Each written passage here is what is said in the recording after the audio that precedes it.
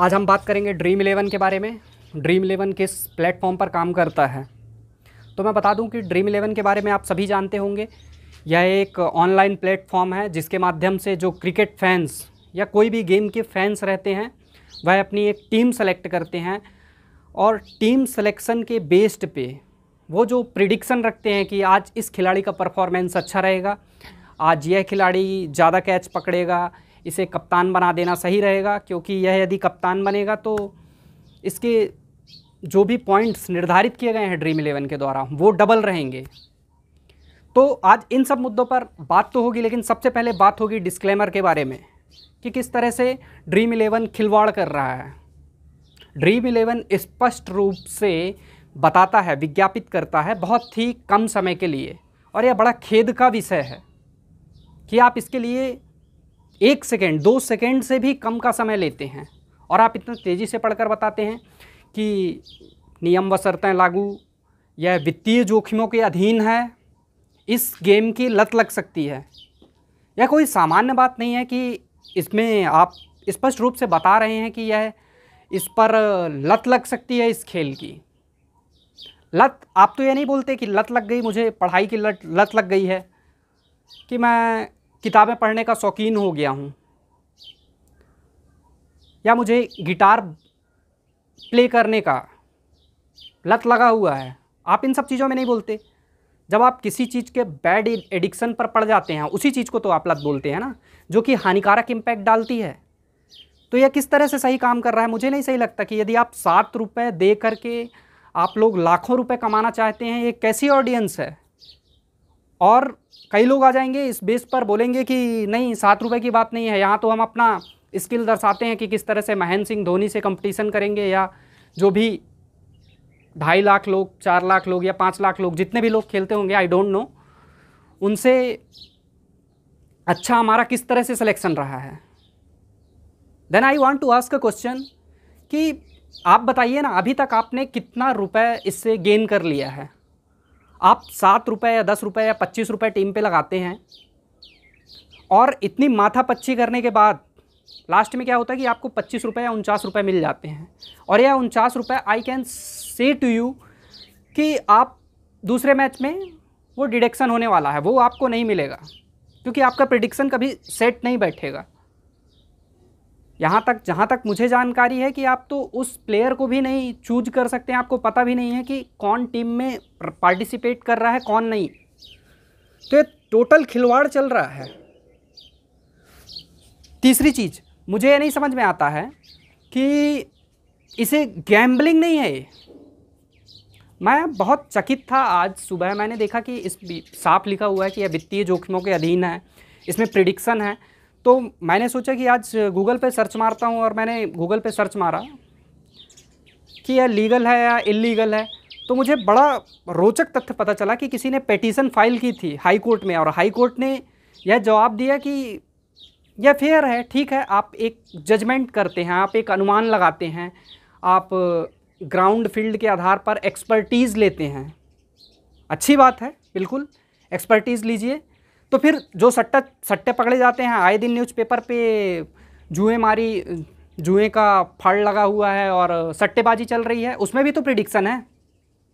जो ऑफलाइन चल रहा है, ऑफलाइन गैम्बलिंग हो रही है, सेशन पास हो रहे हैं, 18 ओवर में 108 रन बन रहे हैं, 18 ओवर में 108 रन में मान लीजिए 6 विकेट है, और 20 ओवर में 125 रन बनते कि नहीं बनते, उसमें तो प्रिडिक्शन आपका एक सिक्के के समान है, एक में टेल है एक में हेड।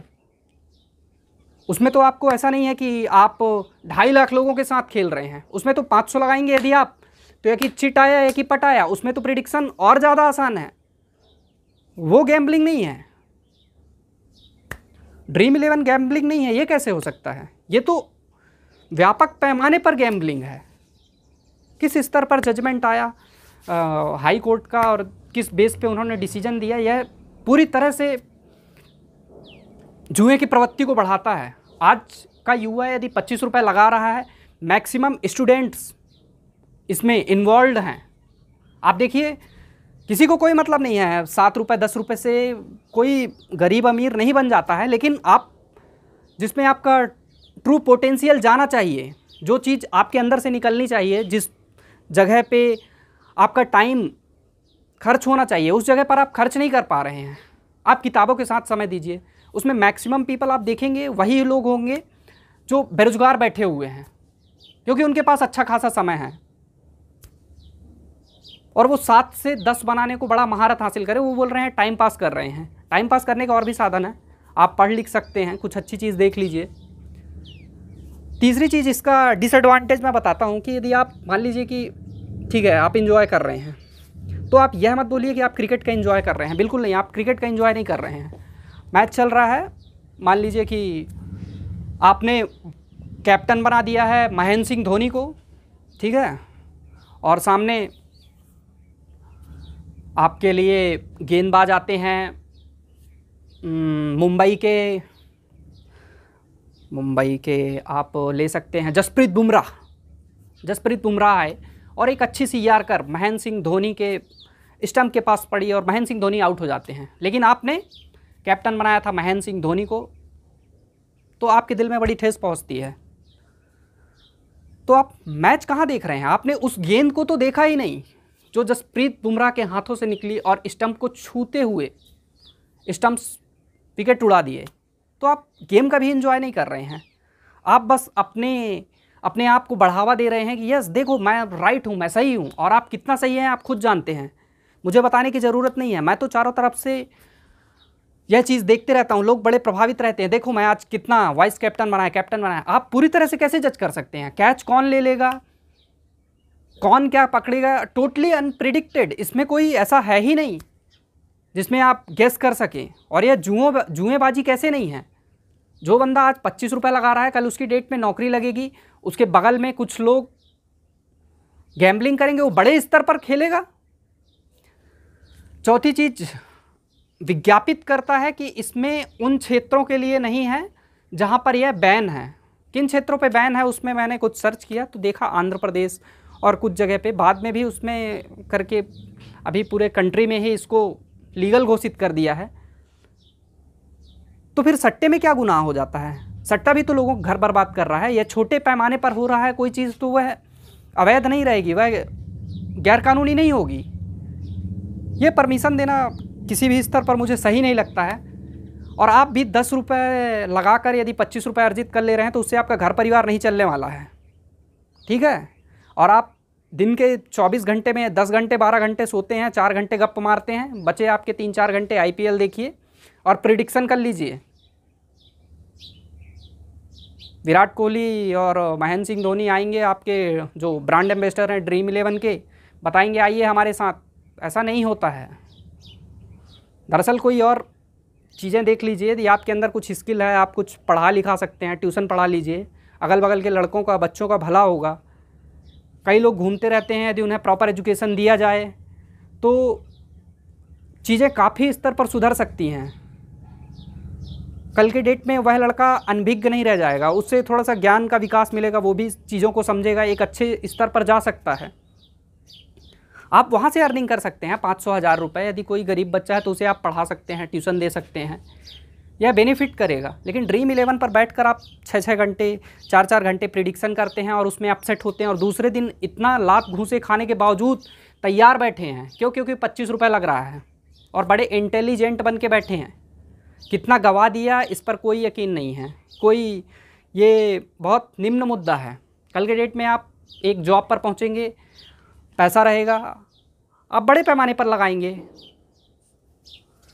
और फिर उसमें प्रशासन, सामाजिकताएं कहाँ गई हैं, कैसे डिसीजन आ जाते हैं और किस बेस पे उनका जज किया जाता है, मुझे तो समझ में नहीं आता है। और लास्ट बात, ये सब गलत तरीक़ों का पैसा आपके पास रहने वाला नहीं है। यह आपकी इंटेंसिटी को बढ़ाता है। जब आप देख रहे हैं मैच, कुछ विकेट गिर रहा है, आप इंटेंसिफाई हो रहे हैं, आप उत्तेजित हो जा रहे हैं, हतोत्साहित हो रहे हैं, आप तनाव में आ रहे हैं। चलिए कम अमाउंट है, यदि आप 10,000 लगा दें तो आप क्या चैन से सो पाएंगे? हार्ट अटैक मार सकता है आपको तो। और आप बड़े धुरंधर भी हुए तो उस पैसे का कर क्या लेते हैं? वो 10,000 रुपये आज आया है, कल 20,000 रुपये हार जाएंगे, उसके चक्कर में लाखों गवा देंगे।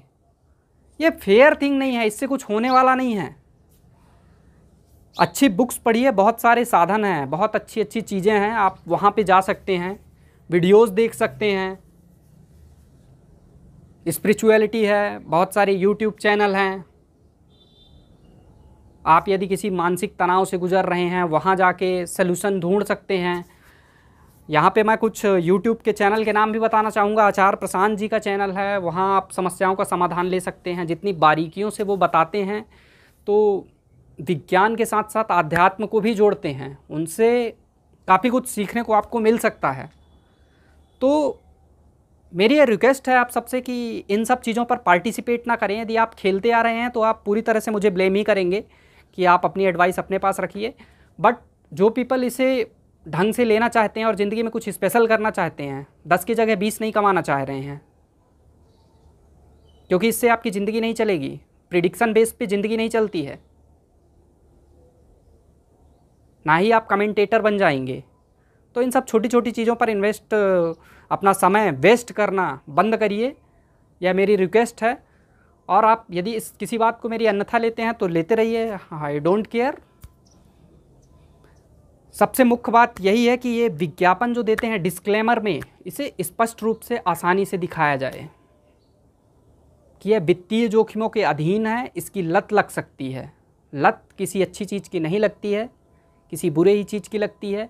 यह मेरे हिसाब में तो पूरी तरह से इल्लीगल है। यहाँ मैं किसी को डिफेम नहीं कर रहा हूँ, बट इस तरह के प्लेटफॉर्म से मैं अपील करता हूँ, बल्कि भारत सरकार से अपील करता हूँ और हाई कोर्ट, सुप्रीम कोर्ट से भी अपील करता हूँ कि इस तरह के ऑनलाइन प्लेटफॉर्म गेम को पूरी तरह से बैन कर देना चाहिए, क्योंकि यह पूरी तरह से सट्टेबाजी ही है। इस तरह आप प्रिडिक्शन नहीं हो रहा है, यहाँ पे आप मनी कलेक्शन हो रहा है और कुछ नहीं यहाँ पे। तो बस आज मैं अपनी बात को यहीं ख़त्म करूँगा और कोशिश करता हूँ कि आप इन सब मेरी बातों को सीरियसली लेंगे और ये ड्रीम 11 पर अपना समय व्यर्थ करना छोड़ेंगे। और ड्रीम 11 नहीं, बहुत सारी चीज़ें हैं जिसमें आप अपना समय व्यर्थ में ही गुजारते हैं।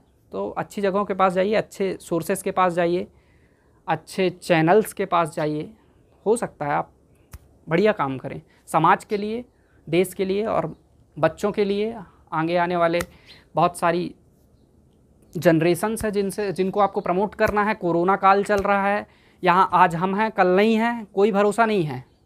तो क्यों ना कुछ ऐसा काम हो जाए जिससे आप रहें या ना रहें, समाज में एक अच्छी चीज़ प्रसारित हो सके। यहाँ कितने लोग ख़त्म हो जा रहे हैं, कितने लोगों की डेथ हो जा रही है और उन्होंने कुछ नहीं किया, बस वही कमाना खाना, और एक दिन पता भी नहीं चला एक अच्छा खासा युवा जवान मौत के मुंह का शिकार हो गया। वही तो कुछ अच्छा करिए, हो सके तो लोगों की मदद करिए। बस इसी आशा के साथ मैं अपने वीडियो को ख़त्म करूँगा। और यदि वीडियो अच्छा लगा हो तो शेयर भी करिएगा और सब्सक्राइब करना मत भूलिएगा। Thank you.